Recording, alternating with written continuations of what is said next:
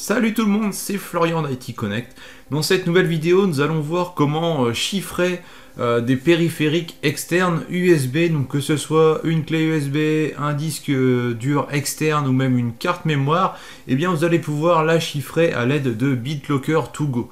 Donc c'est la même chose que BitLocker, donc qui permet de chiffrer un disque système sous Windows, sauf que là BitLocker To Go va nous permettre de chiffrer des périphériques externes. Donc concrètement, les données sur votre clé USB vont devenir illisibles à moins de connaître la clé de déchiffrement, c'est-à-dire le mot de passe qui va permettre de déchiffrer, de déverrouiller la clé USB et donc de pouvoir accéder au contenu. Donc en gros, vous allez arriver sur un PC, vous allez brancher votre clé USB, Windows va voir qu'elle est protégée par BitLocker, vous allez devoir saisir votre mot de passe et là vous allez avoir accès au contenu. Donc je trouve ça particulièrement intéressant pour justement les clés USB, les disques durs externes, parce qu'on les emmène un petit peu partout avec nous, on peut facilement les perdre ou se les faire voler, donc c'est d'autant plus important de sécuriser le contenu de ces objets là, même si la tendance ça peut être l'utilisation de cloud comme OneDrive, Dropbox ou autre. Alors pour ma part, je vais utiliser une petite clé USB que je vais connecter sur mon PC et je vais vous expliquer ensuite comment s'effectue la configuration, mais avant cela je vous invite à vous abonner à la chaîne YouTube. Voilà, je suis connecté sur mon poste Windows 11, tout en sachant que cette procédure peut fonctionner aussi sur Windows 10, puisque BitLocker To Go existe aussi sur Windows 10. Alors, on voit bien ma clé USB, elle apparaît ici, je l'ai branchée, j'accède bien à son contenu, donc il y a un seul fichier, voilà. Maintenant, ce qu'on va faire, c'est aller dans le panneau de configuration. Donc on le recherche dans le menu démarrer, panneau de configuration, voilà. Et là on va aller dans chiffrement de lecteur BitLocker, ici. Donc passer en affichage par petite icône si besoin. Au niveau donc de ces options là, on a BitLocker qui est désactivé au niveau du système d'exploitation sur la machine en question. Et là on a lecteur de données amovible BitLocker To Go. Là il détecte bien ma clé USB. Et si j'appuie sur le petit menu, j'ai un petit bouton qui s'affiche, activer BitLocker. Donc je vais cliquer sur ce bouton.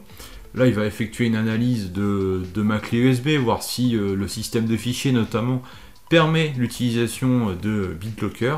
Et une fois que ce sera bon, l'assistant va démarrer pour me permettre d'effectuer la configuration. Alors pour le déverrouillage, il y a deux méthodes, soit le mot de passe, soit la carte à puce. Donc là, on va partir sur la méthode un petit peu classique, c'est le mot de passe.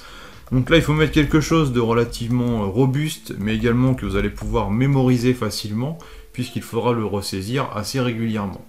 Quoique, il y a une petite astuce, comme nous allons le voir, qui permet de faciliter les choses sur le PC que l'on va utiliser au quotidien. Une fois que c'est fait, on clique sur Suivant. Là, c'est le même principe que lorsque l'on chiffre un disque système. Si vous avez suivi ma vidéo d'ailleurs à ce sujet, il faut sauvegarder la clé de récupération. Donc la clé de récupération permettra, c'est une sorte de code de secours qu'il faudra saisir dans le cas où vous avez oublié votre mot de passe de déverrouillage par exemple. Donc c'est un code de secours qu'il faut mettre en lieu sûr. Vous pouvez l'enregistrer sur votre compte Microsoft, dans un fichier, mais sur une partition qui n'est pas protégée par BitLocker, ou vous pouvez également l'imprimer. Je vais enregistrer la clé dans Documents, comme ceci, voilà. Maintenant, si je vais dans Documents, je devrais avoir l'accès au fichier. Et si je l'ouvre, on peut voir, comme on l'avait vu sur la vidéo pour le chiffrer le système complètement, j'ai l'identificateur, donc ça c'est un identifiant qui est attribué à ma clé USB, on va dire, et la clé de récupération qu'il faudra saisir dans le cas où j'ai oublié mon mot de passe. Donc voilà, pour ça on va pouvoir cliquer sur Suivant pour continuer, puisqu'on a sauvegardé notre clé de récupération. Et donc là on peut choisir soit de ne chiffrer que l'espace disque utilisé. Donc en l'occurrence ici, on va pouvoir chiffrer que les fichiers présents actuellement sur la clé USB, et tous ceux que l'on ajoutera par la suite seront chiffrés également. Ou on peut chiffrer tout le lecteur. Donc là, on va chiffrer directement toute la clé USB. Je vous recommande cette option-là si c'est une clé USB relativement petite, voilà, 8, 16, 32 Go. Par contre, si c'est vraiment un disque dur externe énorme de plusieurs Tera, vous avez beaucoup de données, c'est mieux de prendre la première option, ce sera plus rapide. Je vous rappelle seulement que quand vous prenez cette option-là, ça ne vous protège pas contre les logiciels de récupération de données qui pourraient aller récupérer des données sur des espaces mémoire où vous avez effacé des données mais qu'il n'y a pas eu encore de données réécrites à ces emplacements-là. Donc ça vous pouvez pas le deviner, c'est un petit peu la mécanique de l'espace de stockage qui fonctionne comme ça. Mais voilà, en tout cas, je vous invite moi à chiffrer directement tout le lecteur. Donc on clique sur suivant. Là, on a donc pareil le choix au niveau du mode de chiffrement. Si on prend le nouveau mode de chiffrement, on pourra connecter la clé USB que sur des machines en Windows 10 version 15.11 minimale, donc du Windows 11 ça fonctionnera. Mais par exemple, si on arrive sur un Windows 7 ou un Windows 8, eh bien ça ne fonctionnera pas, puisque le chiffrement qui sera utilisé, donc le XTS AES en 128 bits, ne sera pas pris en charge. Donc pour que la compatibilité soit plus large, on va prendre le mode compatible comme ceci. On clique sur suivant, là on fait démarrer le chiffrement, et donc là ma clé USB va être complètement chiffrée, les données vont être sécurisées. Je peux voir ici que le chiffrement de ma clé USB est terminé, je vais cliquer sur gérer BitLocker avant de cliquer sur fermer. Et donc là, on voit donc clé USB, BitLocker activé, on a plusieurs options ici, la possibilité de sauvegarder la clé de récupération, de modifier le mot de passe, de le supprimer, d'activer le déverrouillage automatique ou de désactiver BitLocker pour déchiffrer la clé et retirer la protection BitLocker to go. Si on fait activer le déverrouillage automatique, c'est-à-dire que quand on va connecter la clé USB sur ce PC là, mais uniquement sur ce PC là, eh bien la clé va se déverrouiller toute seule, il ne sera pas nécessaire de saisir le mot de passe. Donc sur le PC que vous utilisez tous les jours, ça peut être relativement pratique, puisque ça vous évitera de saisir le mot de passe à chaque fois. Mais par contre, sur un autre PC, il faudra toujours saisir le mot de passe, donc c'est ça qui est particulièrement intéressant.